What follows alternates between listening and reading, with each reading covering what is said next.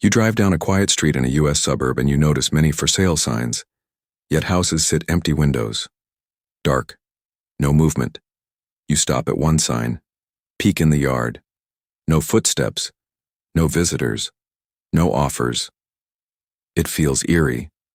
Across America, thousands of homes are simply sitting, not selling. Why are they stuck? What is happening behind the closed doors? Stay with me, because the truth is far more dramatic than you might expect, and by the end, you'll see what's at stake for millions of Americans.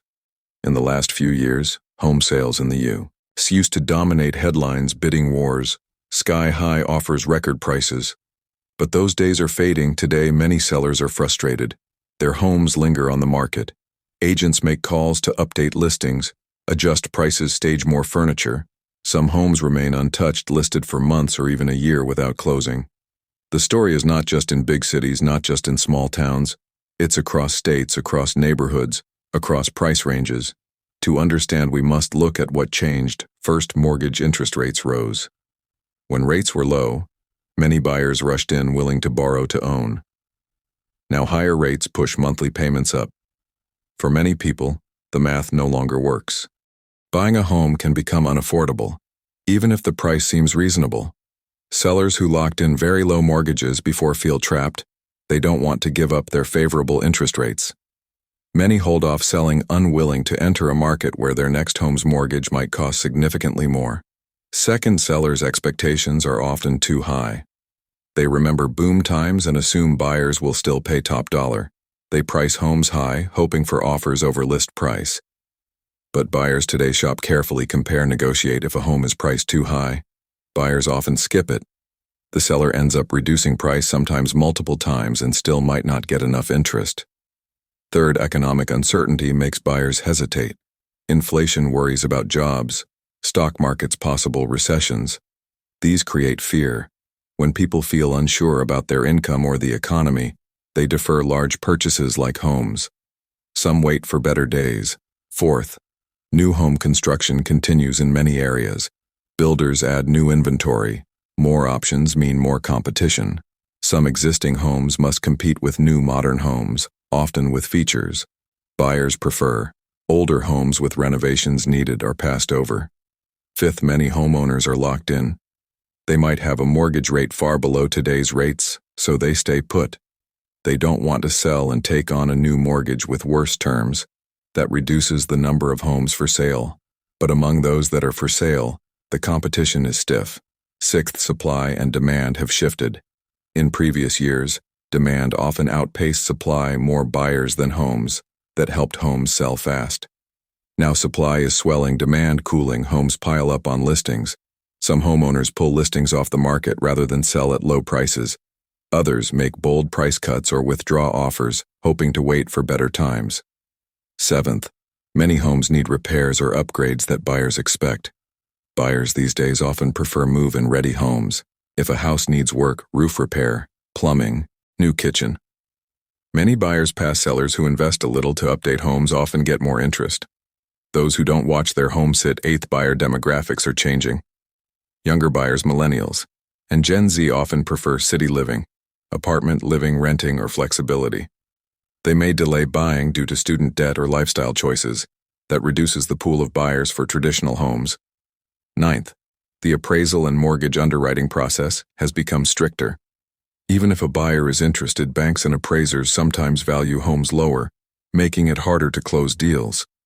If a home does not appraise high enough, the buyer or seller must bridge the gap or the deal falls apart. Younger buyers, millennials, Gen Z, city living, renting, flexibility, appraisal, mortgage underwriting, stricter process, home value. They need strong marketing agents. Now must compete on digital presence better, virtual tours, drone footage, staging social media ads. So the rules have changed. The old playbook is no longer enough. What does a homeowner do if their house isn't selling? Some advice emerges: price more realistically. Many homes are overpriced. Across America, and even you are watching this housing shift. The houses are waiting. The buyers are cautious. The market is transforming. Your understanding matters. Dropping price sooner rather than later can prevent months of wasted time. Invest in key repairs or upgrades that buyers care about. Kitchen, bathrooms, Curb, appeal, roofing energy efficiency. Stage, the home. Keep it clean, make it shine. Offer incentives, closing cost, help rate buydowns, home warranties. Be patient and flexible with buyers. Work with a good agent who knows your market and can adapt strategy. In some cases, rent the property until the market recovers. Accept that you might get less than peak value, but moving forward might be better than staying stuck. For buyers, this is an opportunity. Power has shifted toward buyers. Negotiation is back. When homes do linger, you can ask for repairs, credits, more favorable terms. For cities and states, reforms could help policies that ease mortgage credit incentives for first-time buyers. Pro-zoning reforms to increase housing supply, tax incentives to encourage resale and movement. The housing market must reset. The overheat has cooled, and a new normal is forming.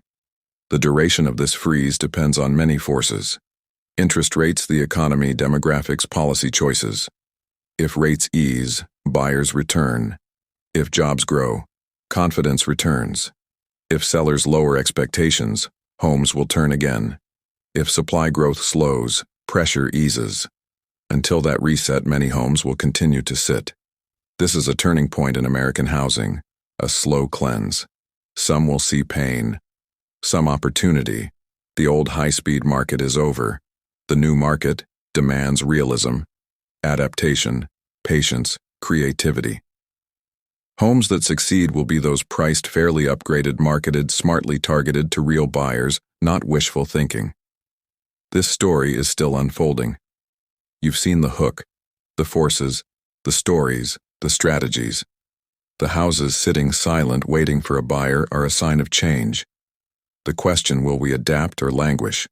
If you want follow-up on which regions are hardest hit, or stories of sellers who overcame stagnation, or tips to navigate this environment, I can dig into that next. Meanwhile, remember to share this documentary with friends, subscribe for more housing stories, and stay tuned.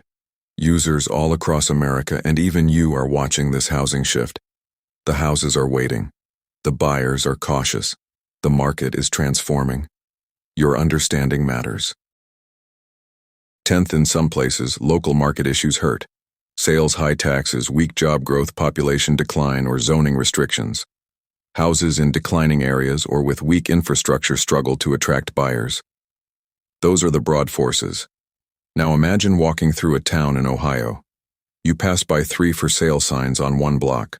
One of those houses was listed 6 months ago, reduced twice. Another is 2 years old and still unsold. The third is a fixer. Upper no one wants. You ask neighbors.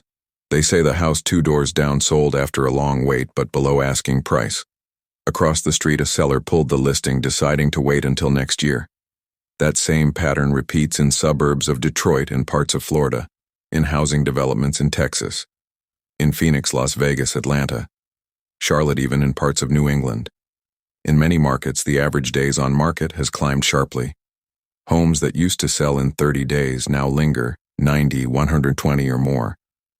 Many fail to sell at all. Some owners eventually abandon the idea, withdraw their listings, rent out the home, or keep it for themselves. Real estate agents struggle to advise clients. Do you lower the price? Do you stage more? Do you wait? Some agents bundle extra services, free inspections, minor renovations, staging virtual tours to attract buyers. Others push incentives, paying part of closing costs, offering home warranties or including appliances. Some sellers even pay for interest rate buydowns to attract buyers.